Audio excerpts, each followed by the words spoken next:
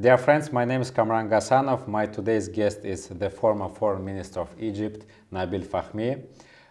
We'll discuss the global politics, the relations between Egypt and Russia, and other problems of international relations, in particular the crisis in Ukraine. Mr. Fahmy, I greet you. Thank you for your participation. You are welcomed. I would like to start this interview with bilateral relations between Egypt and Russia. How do you think? Are our relations now growing up, or they're staying at the same place, or they're regressing? Well, the world is in a state of disorder. Therefore, major countries like Russia or Egypt are naturally busy in trying to deal with immediate issues. That being said, major countries like Russia and Egypt, in these circumstances, need to engage each other even more and more. We have a healthy foundation for bilateral relations, originally political and security over generations in the past, and now much more economic as well, including two very significant projects in Egypt. One is the nuclear power station that's being built with Russian companies, and secondly, the creation of a Russian industrial zone on the Suez Canal for Russian companies. So there's progress, there's lots of progress, but we need to engage even more. And I would actually argue and invite Russian academic institutions to engage with their counterparts in Egypt, because the future is all about the youth, and we need to understand each other more and more. Now we see that Russia is trying to engage other states into BRICS and Shanghai Organization, and there are some talks that Egypt also could be the part of these structures. How do you think, what are the perspectives of entering of Egypt, and what are the benefits for Cairo? The whole idea of joining BRICS was first raised with us at the very beginning when BRICS was established. And we were a bit hesitant. But I think actually for us to join BRICS would be a good engagement. These are very distinguished, dignified countries, all of whom we have strong relations with, and engaging them in this world of disorder is important. The same applies, of course, to the other organizations. Now I would like to draw your attention to issues in Middle East. We see that recently more and more Arab states trying to engage and create relations with Syrian President Bashar al-Assad. How do you think, is it possible in the nearest future that Egypt will recognize the regime in Syria? Well, Egypt does recognize the regime in Syria. We've never withdrawn our recognition. The Egyptian president in 2012 withdrew the ambassador from Damascus, but we did not abrogate relations with the system. I expect in 2023 that we would send back the ambassador. So it will be opened, and you will create full-fledged diplomatic relations, you mean? It is my hope and my expectations. Another trend of Middle East is now also warming of relations between Egypt and Turkey, and we see that there were talks and meetings between foreign ministers. How do you think, what are the reasons of this warming? Is it the desire and necessity for Turkey, or its bilateral interest? Both cases. Globally, there is a globalization of markets. Up until COVID, there was a globalization of markets. COVID raised red flags about the consistency of the supply chain. So you're going to see a retrenchment a little bit of the marketplace. In parallel to that, we see growth of international isolationism. So while you see globalization of markets, you see a regionalization of conflicts. And I think the regional states in the Middle East have now realized that to solve their problems, they need to engage with each other. It should be a regional response to the problems. Yeah, much more than depending on a foreign power or a foreign friend to help.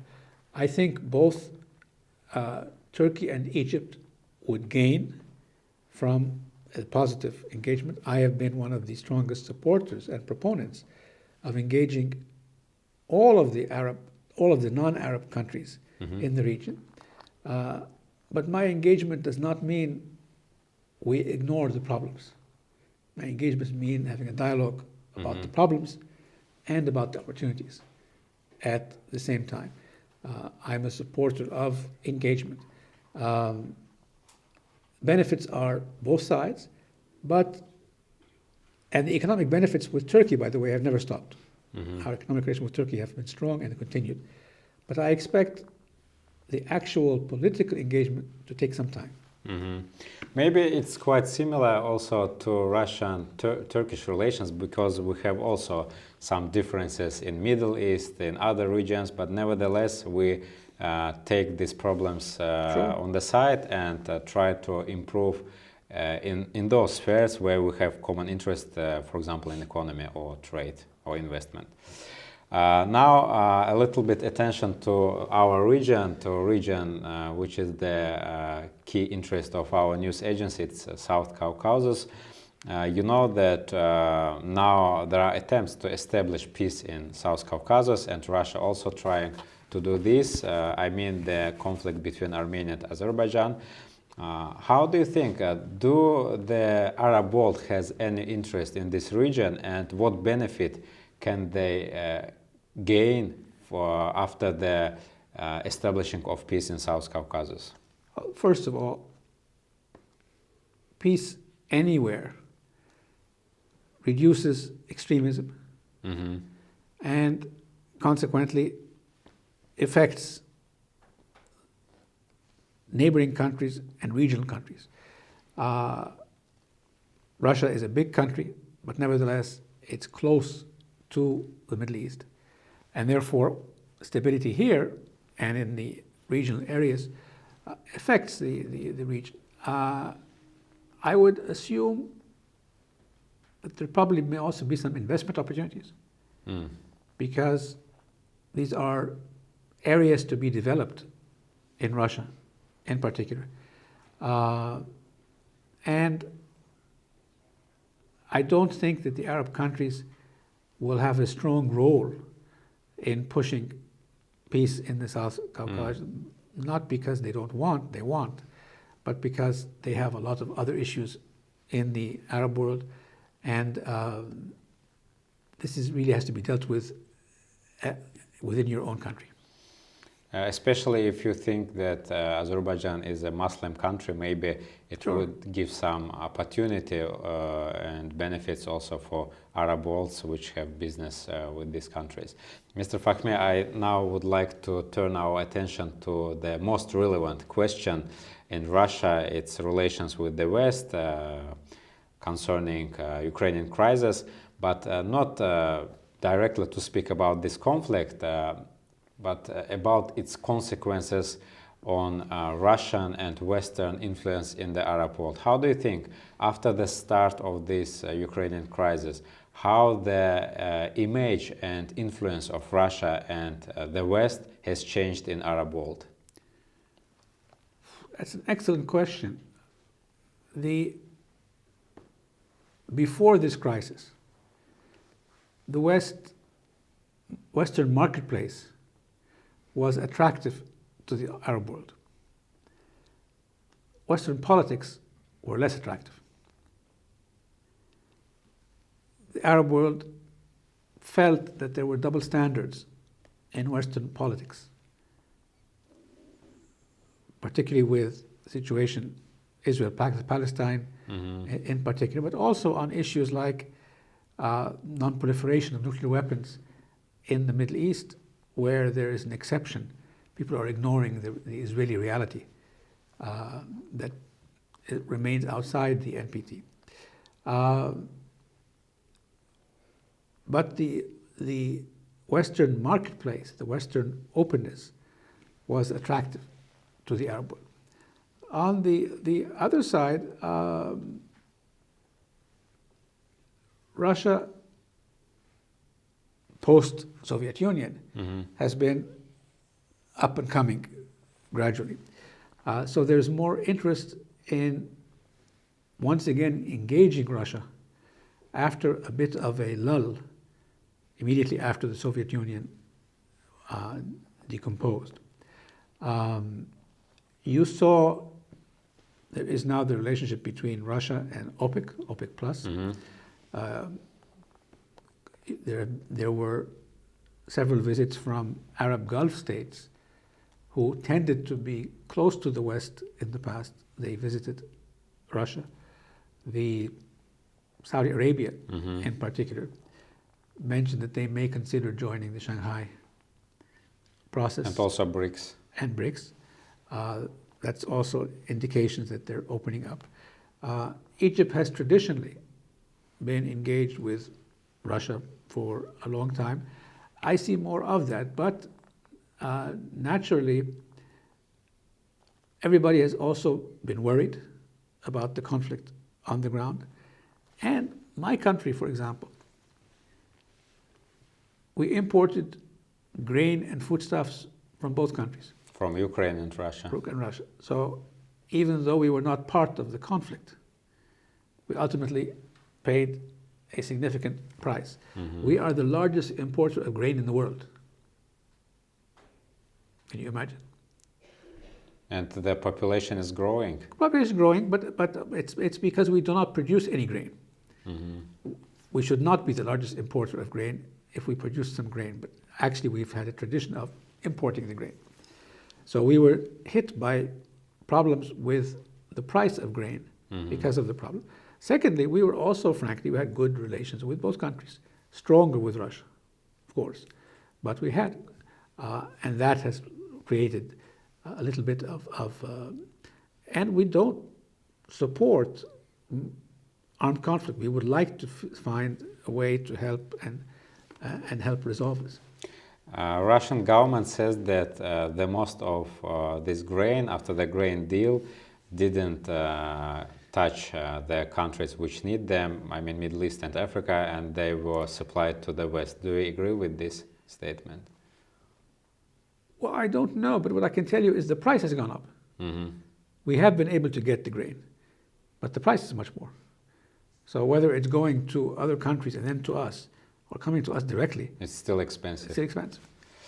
Some Russian political scientist has such an opinion that this Ukrainian crisis is changing the world order, and it creates the so-called world majority. So it's like the opposite of the West. So this is African countries, Russia, Eurasian, and South America.